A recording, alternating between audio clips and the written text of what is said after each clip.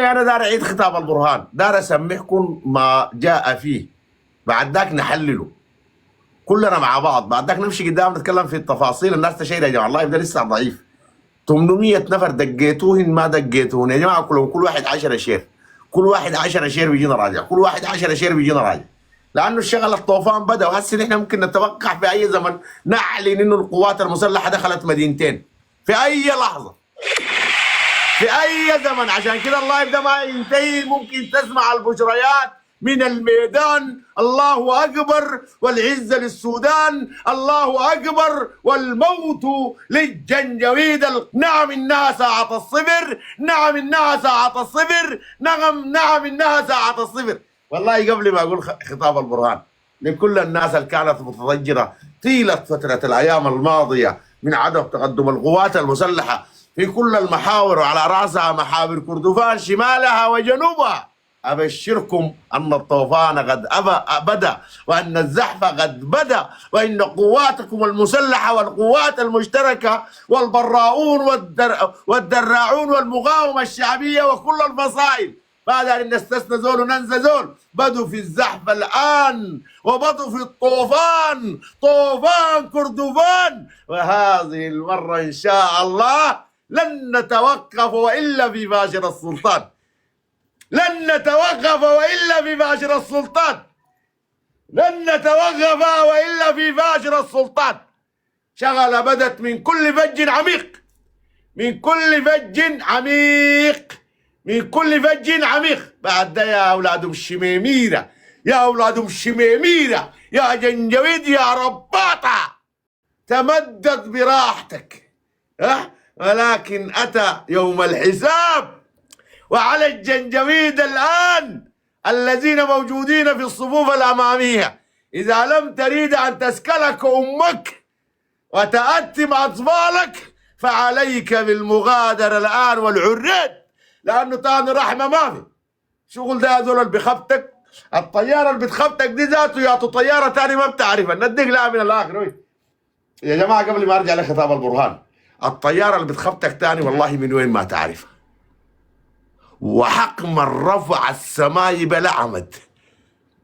الطيارة تخبتك تاني من وين ما تعرف، من الآخر شغلة تاني ما فيها لعب. أنتوا تعديتوا كل الخطوط الحمراء ونفذ صبر الجيش السوداني والمتحالفين مع الجيش السوداني. تتخبط الخبتك منو ما تعرف. شفتوا الحريق ده، الحرق اللي في الجنينة وفي نيالا اللي أصبحت نيالا ملك لنا، محمد رعب في نيالا. لن يتبقى واحد من قيادات حكومة فطيس في نيالا. تحولت الاجتماعات متحركة على ظهر لاند كروزر. حكومة الجنجويد الآن تجتمع تحت الأشجار وعلى ظهر اللاند كروزر، وعلى ظهر الكروزر الحوامة محبوبة الدعامة كما قال المجوم. أصبحوا الجنجويد يجتمعون تحت الأشجار ويغيرون مواقعهم على كل رأس ساعة خوفا من الضربات الجوية الموجعة. ما عندهم مغر، هي حكومة الحمير، والآن ستجتمع بعد ما نحرق كل التأشيرات على ظهر الحمير. وين يا زول قدر؟ وين حقتنا؟ والأراضي دي حقتنا، ودار زغاوة حقتنا. حقك شنو يا جنجويدي يا مستوطن يا عابر للحدود؟ ألم تكن الغايل بيوتكم في الخرطوم كان رجال تعالوا له وما بنمرق منها، بل ذهبتم قرون المجملة المعفنة لأبعد من ذلك. قالت يا نسوان الخرطوم أريحنا لابسين فساتين كن وشفحكن. بعد ما كانوا بيسرحوا بالحمير والبقر جو قعدوا في بيوت الشعب السوداني، وقال لك تاني ما انا مارقين المكيف بدور شنبلق. شوف الراحه دي كيف، ان احنا فوق بيوتكم، ان احنا يا الشعب السوداني فوق بيوتكم تستفزوا فينا. والقحاطه قالوا ما مرقوا من بيوتكم، مرقتوا جارين جري، الراجل يشيل المرأة، سارقين ومخمخمين الصبارات، صبارات النسوان. يا جماعه في مرة انا غايته اتفه من الجنجويد ده، من الله خلقني ما شفته. في زول بيسرق له شمله معاه نطع بتاع حفر الدخان، ولا دم قرون جابته معاه فوق البلد للضيوف، وهم مارقين كده من غرانه.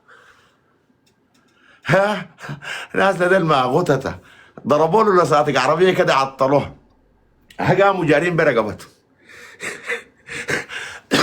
واحد من اولاد المسخوط قال لي يا زول ام قرون دي شايله معاها شملته وشايله معاها النطع.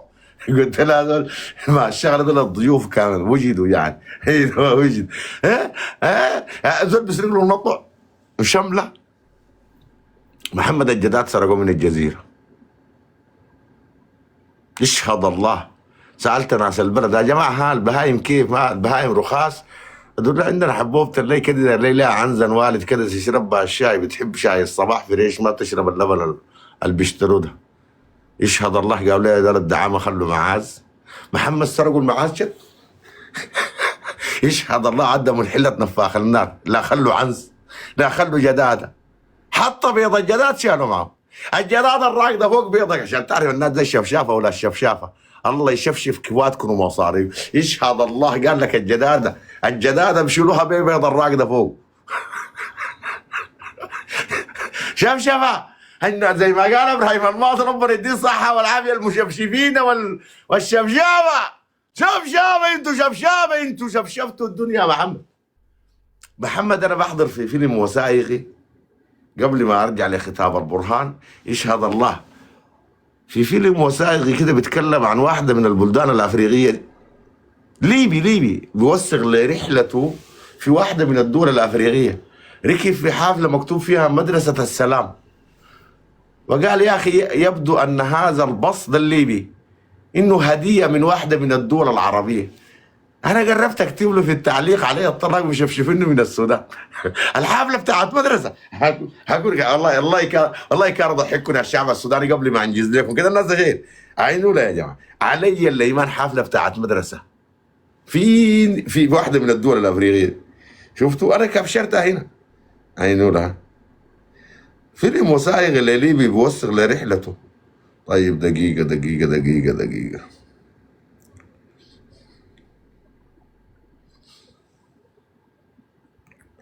اهو ده اشتغل بياكل في الكسرة. الله فيلم وثائقي علي الايمان حافلة في النيجر. لا مش في النيجر. ابراهيم انت بتتكلم عن سرقة الراس. انا في حاجه قبل نسيت اقولها للجماعه. وحوريك انه الناس زي وصلوا مرحله من الشفشفه لا يعلم فيها الا الله سبحانه وتعالى. ابراهيم ليك ان تتخيل انه الجنجويد سارقين طياره وعارض المكنه حقتها للبيع. اسمع هاك عشان تعرف انه احنا ربنا ابتلانا ابتلاء عظيم. جيب اوريك السيد. ها يا جماعه اسمعوا يا شباب اسمعوا. يا شباب السلام عليكم ورحمة الله تعالى وبركاته. عندي مكان حق الطيران للسوق، مكان حق الطيارة للسوق كده، ومكان حق الطيارة دي. يدك ما ده الاثنين دول الكمبيوترات مع الطيران، في طيران حطلعناها كده طيارات تصليح. ده العادم. ده العادم قدام بين المكنة. ده محل المكنة، الدار مكان حق الطيارة واصلني في الخاص.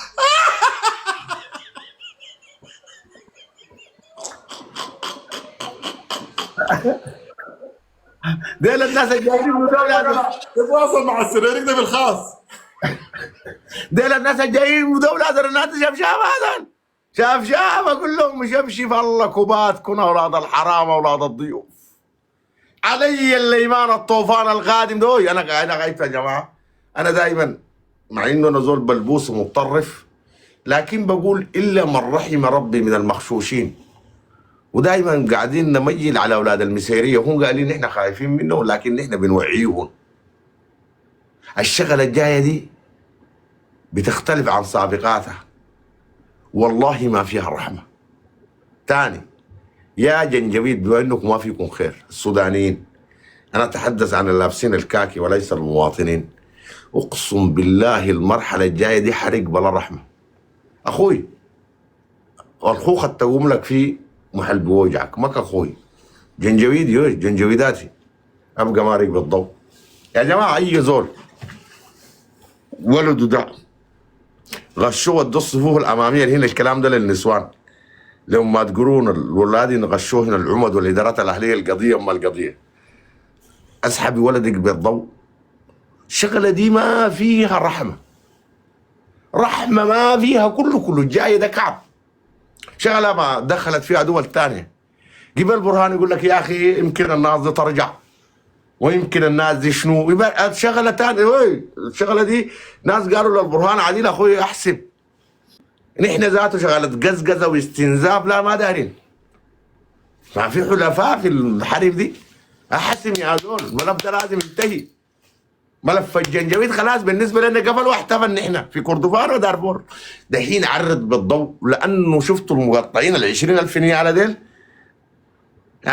انت ما حتلقى ذاته طرف يلمك، لانه حنقطعك نصين. وانتوا شفتوا الحرق في نياله وشفتوا الحرق في الجنينه، واللهب ده تاني ما في رحمه. زمن الرحمه ولا الشغله دي بقت حرب اقليميه. بقت حرب اقليميه. نحن ذاته البرهان ده ما دار انه كان يمشي تركيا، دار انه يمشي روسيا عشان يجوا الروس ديل او يحرقوكم كده بجداتكم وحمامكم، او سرقتوا مننا والما سرقتوا مننا ونرتاح. لكن برهان لسه عاقل مشى تركيا. وهنا خلوني نركز في برهان، بعد ذاك نرجع له كده. يا جماعه الناس تشير، يا جماعه الصفحات دي مدمره، الناس تشير، الناس تشير. ارجع اول حاجه برهان يا جماعه، زيارته لتركيا كانت موفقه، وخطابه ذاته خطاب زول ظهره مسنود. الله العظيم انا قاعد اعاين في البرهان ده في ملامح وشه. زول ده بالمناسبه في فتره الحرب دي زي ما قالوا حتى تحس انه كبر، شال هم الشعب ده وشال هم الوطن ده. ونحن ذاته الناشطين ما قاعدين نقصر منه، واحدين يسبسبوا فيه وواحدين، وبرضه صابر ومسردب. حتى ذاته زي ما قالوا التعب ظهر في وشه والارهاق، وكبر له 6 7 8 سنه في فتره الحرب دي. ده كله من باب حرصه على السودان ده والبلد دي تمشي لقدام، وانه ننتصر. وبرهان بيرجع كل مره باكد لكم يا جماعه ما في سلام مع الجنجبيل. وقال الناس اللي بيقولوا الجيش استسلم، ليه ما يستسلموا الدعم السريع؟ خطابه كان خطاب زول يعني ظهره مسنود. واقول لكم حاجه، في باخره وصلت، وتاني بعدها في باخره وصلت. واقل حاجه من زياره البرهان للسعوديه ومصر وتركيا، اقل حاجه في 15 20 طياره نزلت تحمل زهور وورود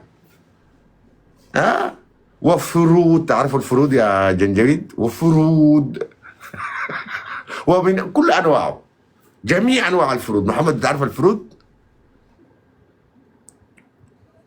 الفرود ده شنو؟ جنى الحمام ده ولا ده شنو؟ اسكت ما توضحنا مع الجنجويد، اسكت. دي مشكلة.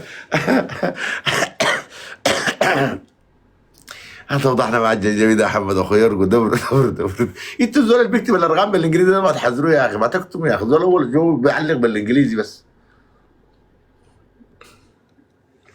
فواكه شغله يا محمد، فواكه مختلفه. الفروت هي فواكه مختلفه. والله يا جماعه ما شاء الله الخير نزل. وانا غايت وصلت لقناعه البرهان ده ما قاعد يضقل بالجنجبيد بس والاماراتيين، البرهان ده قاعد يضقل بالمجتمع الدولي كله بيطرام. تعرفوا الضقيل؟ بناتنا يمكن السودانيات ما بعرفوا الضقيل ده الزول لما يمسك الكوره كده وهو مستمتع كده في كراعه دقق. شفتوا الكوره دي كده ويدق ضق ال 100 115 120، بيدل على مهارته وتحكمه بالكوره. وش يعني؟ زول قاعد يتحكم في الكوره برجله، بدقها بيرفعها كده برجله واحده وبدق دقق الكوره من غير ما تقع. ده اسمه الضقيل.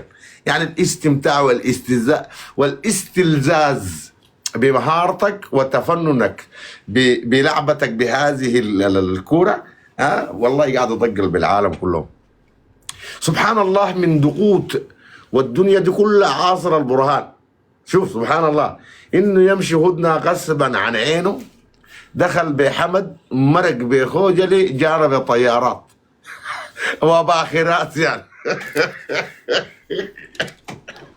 وخطابات قوية وجريئة وصريحة لإثيوبيا التي تجمع المرتزقة في إقليم بني شنغول. نحن بنقول لأبي أحمد من الآخر المتغطي بالعمارات عريان والمتغطي بأولاد إبراهيم عريان، وقسما بالله أنت قاعد تحفر في غبرك بيدك. تاني، القوات المصرية الجوية على أهبة الاستعداد. تاني الكلام ده أنا مسؤول منه.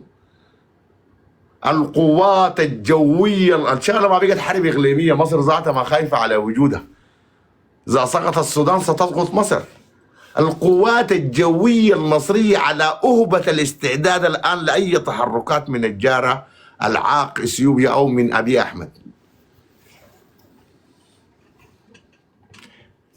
شوفوا الشغلة دي مفتوحة. تاني أرجع وكرر، القوات الجوية المصرية على أهبة الاستعداد لأي تحركات قادمة من إثيوبيا. دخلت إثيوبيا مصر طوالي بتكون خشت. والقوات والجيش الأريتري الآن قال لك بس منتظرين إذن من الجيش السوداني. أبي أحمد ده ذاته قال لهم مش نخش بني إقليم بني شنغول، نخش أصوصة ونخش. يعني يا أبي أحمد تفتح خشمك تنجلد جلدة. وكلام البرهان ده كان المستقبل ذاته ما على ظهره كده، قال نحن نحذركم من ارتكاب أي خطأ. الكلام ده للإثيوبيين يعني، نحذركم أي حماقة يا أبي أحمد بتوديك كتير يعني. ونحن ذاته عندنا ملفات كثيرة نقدر نزعزع بها أمرك يا دول. عندك جبهة التجراي، وعندك الأمهرة ذاته وعندهم كتائب ضد الدولة، عندك معارضتك في الأرومو، عندك البنشنغول الهسي البنشنغول ديل ذاتهم. انت حاليا يا ابي احمد عملت تغيير ديموغرافي في اقليم البنشنغول، ده حقهم، ديل سودانيين. انت جبت الأرومو كبيتهم في اراضيهم 4-5 مليون، ده ملف ذاته نحن ممكن نشتغل عليه. شفتها عندنا خيوط كده نغلغلق بيها. مش زمان التجراي معارضة التجراي دخلت لحد 25 كيلو من العاصمة الإثيوبية، أقسم بالله يمسكون إياها. وأنا أعني ما أقول، أقسم بالله يا أبي أحمد إذا تطاولت نمسكنا دي سبابة وبل بس. وأريتريا اللي أنت دار تجتاحها دي إذا تدخلت قوات إثيوبية في أريتريا سيجد السودانيين أول المحاربين دفاعا عن أريتريا. تحالفات الجديدة دي ما فيها لعب، تحالفات من أجل البقاء. إسرائيل ومستعمراتها والشعوب التي تدافع من أجل بقائها. بالمناسبة أبي أحمد مفروض شوف شرفاء الجيش الإثيوبي أطيحوا بهذا الرجل الآن، وإلا سيقرقكم في حروب لا ناقة لكم ولا جمل فيها. طول عمرنا نحترم الشعب الإثيوبي والحكومات الإثيوبية السابقة، ولكن أبي أحمد هو أسوأ رئيس مر على تاريخ إثيوبيا. خلق الميليشيات لقتل الشعب الإثيوبي، وأيديه مورطة بقتل أكثر من 1,000,000 مواطن من جبهة التجراي، مواطنين. أنا شايف إنه الشرفاء من القوات المسلحة الإثيوبية والإثيوبيين والساسة أن يعزلوا هذا الرجل الآن من الآخر، وإلا الزول ده بدخلكم في مشاكل لا أول ولا آخر لها. إثيوبيا طول عمرها بلد جارة ويحسب لها بحسن الجوار، ولكن إثيوبيا الآن على رأسها أبي أحمد ويخوضها إلى الجحيم. تعرفوا إلى الجحيم؟ ورسالة البرهان كانت واضحة، ما ترتكبوا غلط لأنه النتائج صعبة. نمشي قدام. محمد، حصار على الأمارات في كل مكان، والسعودية الآن دخلت في مواجهات مسلحة مع الميليشيات الأماراتية. سبحان المعز المذل. قسما بالله أنا دائما أقول للشعب السوداني ماذا بينكم وبين الله؟ هل عندكم سر عند الله؟ شوفوا سبحان الله الطوق بتاع الجحيم ده لفة لفة لحد ما لفة في رقبة محمد بن سلمان ودولة الأمارات. كل الشعوب دي نهضت وانتفضت على دولة الأمارات بما فيها المملكة العربية السعودية، ودخلت في مواجهات حية، لأن الأمارات الآن تتحكم في ميليشيات داخل اليمن لتهديد وزعزعة الأمن والاستقرار في السعودية. ووصلت مرحلة المهاترات، الغيرة من المملكة العربية السعودية، واستبعاد من المشهد من دويلة لا حجم ولا احترام لها في المنطقة. يعني السعوديين، أنا لما أتحدث عن مصر، مصر دولة لها شأنها ولها مكانتها، وتقدر تدير ملفات وأزمات وتحالفات.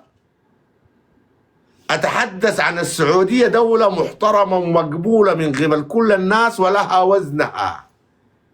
هنا الأمارات، الأمارات بحجمها الصغير بحكم إنها دويلة أو جناح أو ذراع يتحكم فيه المؤسسات المخابرات الإسرائيلية يمين وشمال، أصبحت تشعر بالعزلة والغيرة من جمهورية مصر العربية ومن المملكة العربية السعودية. ودي دول تحسن الجوار، إذا المملكة أو المملكة العربية السعودية أو مصر تحسن الجوار ولا تغدر بجيرانها ولا تتآمر عليهم. أما الدور الأماراتي الآن أصبح مكشوف، والدليل إنه شفنا المهاترات على وسائل التواصل الاجتماعي كلها وبما فيها تويتر، بأنه الأمارات تغير الآن من المملكة وتكيل لها الخبز وتريد أن تركعها بميليشيات في اليمن. ولكن نقول لأخواننا السعوديين أبشروا بعزكم، إذا أردت الآن 50,000 جندي سوداني للإطاحة بآل نهيان فنحن جاهزين ولا نبالي بذلك، وبيننا وبينهم ثار، والله العظيم والله جاهزين. نحن الآن عندنا أكثر من 3 مليون مستنفر، 2800 2 مليون و800 مستنفر، ما لاقيين سلاح، جاهزين يرفعوا التمام في أي مكان. نديكم 100,000 100,000. شفتوا، نسلمكم الأمارات ونرتاح من تمدد السرطان، سرطان أولاد إبراهيم ودولة الكيان في الشرق الأوسط. بالمناسبة هدول ما عليهم ذاته، ما عندهم حاجة للعروبة ولا للدين ولا للجيرة، تتحكم فيهم المؤسسات ويفعلون ويأتمرون بأمرها لتفكيك مجتمعاتنا وتدمير ديننا ومعتقداتنا وتحجير أهلنا. عشان كده مفروض المملكة العربية السعودية تأخذ وضعها الطبيعي،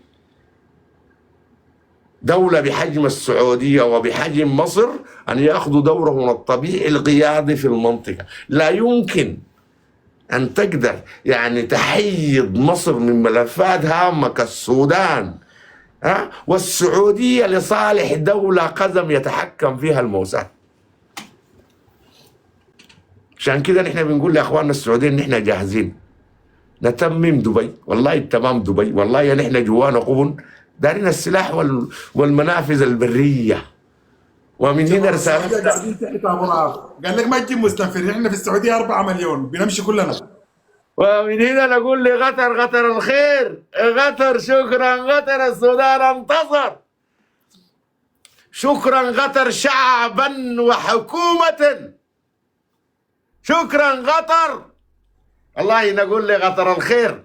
اليوم شوفوا دي رسالة للقطريين، سبحان الله، من كان يحاصركم هي الأمارات وحاولت أن تقود السعودية لمحاصرتكم وكل العالم، وحاولت أن تجلب الأمارات مرتزقة من السودان للإطاحة بنظام الشيخ تميم أو أبيه آنذاك الشيخ تميم في بداية حكم، ولكن نصركم الله، والآن تحاصر الأمارات من نفس الدول التي كانت تحاول تقودها لحصار قطر والإطاحة بالنظام في قطر. انتصر الدم على السيف. نقول لاخواننا القطريين شكرا لوقفتكم مع السودانيين شعبا وحكومه. وانتم لما نتحدث عن قطر لها احترام ومكانه في داخل السودانيين، لما نتحدث عن السعوديه لها احترامها ومكانها شعبا وحكومه. والان بالنسبه للمهاترات مع المصريين السابقه، شوفوا السياسه دي ما فيها عدو دايم، ونحن ما كانوا اعدانا الحكومات ولا الشعوب. يكون في مهاترات من هنا ومن هنا من بعض مدفوعي الأجر عشان يخلقوا عداوة بين الشعوب. ولكن الآن نقول شكرا مصر شعبا وحكومة، شكرا سياسي أفورقي شعبا وحكومة، شكرا تركيا، شكرا أردوغان. أردوغان يا أخي. والله برهان ده لما مشى تركيا وحصل على اشياء نفخ ظهره كده، قلنا بيتكلم بكل قوه وجرأه وظهره مليان يا اخي. الله اكبر والعزه للسودان. نسمع اخونا ده قبل ما نخش في تاني. السلام عليكم. قبل ما نخش في الانتصارات. وعليكم السلام ورحمة الله وبركاته. أبو رهف منور الدنيا. أبو رهف حبابك الله يسعدك. انت عارف يا ابو رهف انك ازيك يا استاذ محمد؟ زي حضرتك عامل ايه؟ خليني بس عشان اول مره اتشرف مع ابو رهف اتواجد معاه في بثك الكريم والمحترم. مين معايا اول حاجه؟ مينو محمد ولا ابنه؟ محمد عباس الهلالي. يا محمد هلا عباس وسهلا. الهلالي. يا هلا ربنا يخليك. طبعا انا عايز اقول لك على الراجل ده حاجه. يا ابو رهف انا اتلاقيت معاه قبل يومين في منصه اخونا صقر الهواري. رجل عباره عن موسوعه، والله العظيم رجل موسوعه. اشكرك يا فندم. هتستمتع جدا بحديثه. اشكرك يا فندم. طيب خليني بس انقل بس ان الوجه الطيب، الوجه البشوش، الكاريزما، القبول اللي عند اخويا ابو رهف ده. انت عارف انك انت ابو رهف بقيت نجم في مصر، بقيت انت اشهر من ندى القلعه، اقسم بالله. الفيديوهات الأخيرة بقت ترند في مصر. بقت ترند في مصر الفيديوهات الأخيرة بقت متداولة. وقبل ما تبدأ وتشكرني أنا أحتذر احتذار كامل لكل الشعب المصري وللحكومة المصرية عن مهاترات سابقة، وكانت لها نابعة عن مهاترات أو تطاول واحد اسمه عكاشة ولا منو. بعد ذلك دخلنا في مهاترات تحتذر عنها تماما. وشكرا مصر شعبا وحكومة. من يوم 14 ابريل 2023 واول ما بدات الحرب في السودان، وانا كنت مستمر حتى يوم 12 اكتوبر 2023 وتوقفت، وفوجئت بالعام الماضي في 24 شهر ديسمبر، نوفمبر وديسمبر 24 بحملة شرسة لخلق احتقان بين الشعب المصري والسوداني. اللي حصل حضرتك ان انا رحت اثرت هذا الامر على المنصات المختلفة، والحمد لله انا عندي اكتر من بثوث عديدة، يعني ببدأ ان انا اوجه نشن حملة في موضوع معين بنقدر نحقق الهدف اللي احنا عايزينه. كنا حضرتك بنحذر عدم الانسياق وراء البثوث الهدامة التي تحاول خلق فتنة في هذه الظروف بالذات في شهر نوفمبر وديسمبر 24، وكانت بتسقط على الشعب المصري وتسقط على أهلنا السودانيين، أشقائنا السودانيين في مصر، وأنهم بيتعرضوا وكذا وكذا وكذا. كنا بنكذب هذا الأمر عبر فيديوهات. المهم في نهاية الأمر أقصينا كل المؤثرات المصطنعة التي كانت تستهدف خلق احتقان في شهر نوفمبر وديسمبر بالذات. وكان الهدف، ونحن نعلم خلاص احنا بقينا حضرتك النهارده خبراء استراتيجيين امنين من كتر اللي شفناه. قال لك كتر البكا بيعلم النوح من 2011 واحنا في مرار طافح هنا في مصر. قلنا ان في يناير 2025 يبقى لهم هدف يخلقوا مشاكل بين أشقائنا المقيمين في السودان في مصر هنا من الإخوة السودانيين وبين المصريين، عايزين يعملوا احتقان ويجوا في 25 يناير احتفالات الشرطة واحتفالات ثورة يناير نفاجأ نلاقي مشاكل. المهم احنا بننجح. بعد كده خرجوا لدرجة ان في مثلا عندك احمد بلاتينيوم ده كان عامل مشاكل. النهاردة احمد بلاتينيوم بقى النهاردة حضراتكم اعترف لي كل الاعترافات وبعت لي على الخاص، وبقى احمد بلاتينيوم النهاردة اللي كان بيسقط على سيدات مصر وشرف سيدات مصر وكان بيحاول يخلق احتقان، النهارده بقى ايه؟ بقى مصري سوداني اصلي، يعني عملنا له عمليه تعقيم في مخه. وغيره وغيره، اقصينا كل المنصات الهدامه. بعد كده بقيت اناشد كل البثوق، بناشد على المنصات الى كل سوداني حر وشريف: الوطن يناديك، نحن في معركة وعي حقيقية، علينا أن نستنفر.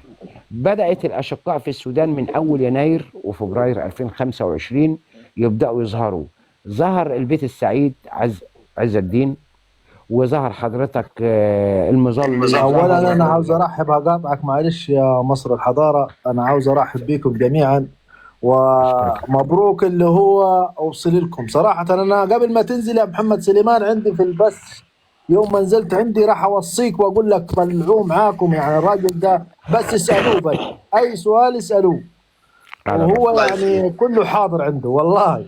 أشكرك الله يا صراحة ابن يسلمك. عمي. يعني أنا أشكرك مش يا ابن عارف عمي. إزاي من زمان ما استفدناش منه لا للأمانة. لا، أنا موجود مع الأستاذ علاء عبد الله في نفس ما أستاذ التوقيت. علاء عبد الله لا، خليك هنا مع الشباب، يعني بسهم بيرتفع أحيانا بيبقى 1000 2000، يعني موجودين هم هنا وبيناقشوا القضية السودانية من أول الحرب للأمانة. يعني أبو رهف ما قصر، ولا محمد سليمان، ولا الشباب الموجودين لا يا فندم، انا وإخواننا السودانيين تلقاهم معايا كلهم هنا جنب، في البث يعني. بص يا فندم، انا معايا اكتر من 1500 متابع من السودان.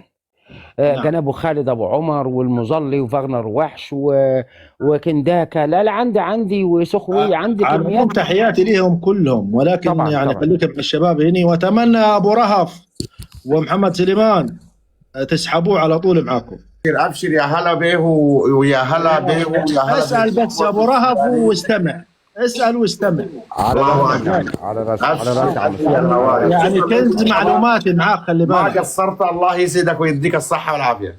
ربنا يخليك. على يلا راسي، على واصل راسي، على واصل راسي. واصل يا عمنا واصل. على راسي.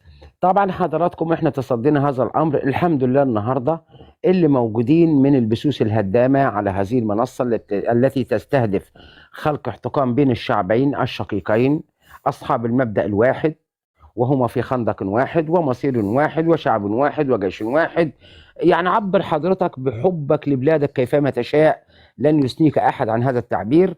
اقصينا كل حضرتك البثوث الهدامه، حتى المؤثرات المصطنعه، حتى لما خرج علينا الاعلام المعادي، وخلينا حضراتكم نسمي الاشياء باسماء الصحيحه، حتى لما خرج علينا الاعلام المعادي والاعلام المأجور والاعلام الموجه واصحاب الاجندات على هذه المنصات، وبدانا حضراتكم نعمل نوجه نطور من اسلوبنا، خصوصا من اول ديسمبر او من يوم 22 23 نوفمبر بدانا نطور اسلوبنا على كل المنصات، ان احنا بقينا نوجه ضربات اجهاض وضربات استباقيه، خاصه الاعلام الموجه الذي كان يرغب في ان حضراتكم يوجه الامر ويعطيه الصبغه الشرعيه ان الخلاف بين حضراتكم في السودان هو خلاف بين فصيلين سياسيين. فكنا حضراتكم سباقين، سواء برقش او المستشاره او غيره او غيره او الاعلام او حتى ضحي خلفان او غيره، بدانا حضراتكم نتحدث ان الخلاف في السودان هو ليس خلاف وليست حرب اهليه، بل هي حضراتكم حمله منظمه لاسقاط السودان وادخاله في فوضى وارهاء وتقسيم وتناحر. وحدثنا حضراتكم محددات إطارية من خلالها تحدثنا صراحة، ونحن أخي الكريم الأستاذ صقر، الأستاذ أبو رهف، الأستاذ محمد، والله العظيم الذي لا إله إلا هو لا نخشى في الحق لومة لائم، فنحن رجال، وعندما نتحدث بثوابت الرجال، ونتحدث بالمؤيدات والمؤكدات التي لا تقبل الشك أو الريبة. فاجأنا الجميع حضراتكم بإسقاط غير تقليدي وبإغراق معلوماتي ضخم في ال 35 يوم الماضية. أسقطنا فيها كل المؤثرات، وأسقطنا فيها فرض الأمر الواقع الذي كان يحاولون فرضه على مجتمعاتنا العربية. صححنا المسارات في الجزائر والمغرب وموريتانيا وليبيا، وصححناه في مناطق عديدة. نحن نتحرك على كل الأصعدة داخل هذه المنصة وداخل البثوث الأخرى. في نهاية الأمر سقط المستهدف أو سقط حضراتكم الهدف الذي كان يستهدفه الإعلام الموجه، والذي كان يحاول إعطاء الصبغة الشرعية لهذا الحمرتي مما حضراتكم استدعى النظام الإماراتي أو استدعى حضراتكم الإعلام الموجه على هذه المنصات إنهم يبدأوا حضراتكم يخرجوا خارج المعادلة. أحيي كل من جاب هذا الأمر بقوة، أحيي كل من رابط بساعة أو 2 أو ضيع من وقته حتى لو مثقال ذرة من الدقيقة. أحيي كل من جيش وساعد في هذه المنصة وضحى بوقته دعما لقضايانا القومية العربية، دفاعا عن الحق والشرف والعرض والكرم. سقط في النهاية علينا أن نفتخر. نحن لم نسقط دولة الشر، نحن لم نسقط النظام الإماراتي، نحن لم نسقط النظام النازي والفاشي، نحن لم نسقط عصابة الثلاث، الأرعن والأحمق والجاهل، نحن لم نسقط ميليشيات حميرتي، بل أسقطنا 13 دولة. نحن أسقطنا بفضل الله سبحانه وتعالى مخطط تقسيم السودان، وأسقطنا مخطط صهيوني حضراتكم كان يستهدف الأمن القومي المصري بكل أبعاده ومحدداته. إذن علينا أن نفتخر بأنفسنا، وعلينا ألا يأخذنا هذا الافتخار إلى الزهو وأن نتداهى فيما بيننا، وعلينا أن نستمر في هذه المعركة، وعلينا أن نرفع شعار لا صوت يعلو فوق صوت المعركة. وما زالت معركة الوعي مستمرة، وما زالت معركة الدعم للجيش الوطني السوداني. البواسل والأبطال والأشاوس بحق نحيي فيهم كل ما قدموه، ونحيي كل من رابط وما زال مرابطا على أرض يدافع عن شرفه وعرضه. يعني حضراتكم سأقولها في جملة مأثورة: نعم بالموت وأهلا بالموت تحت راية الشرف والعرض على أرض الوطن.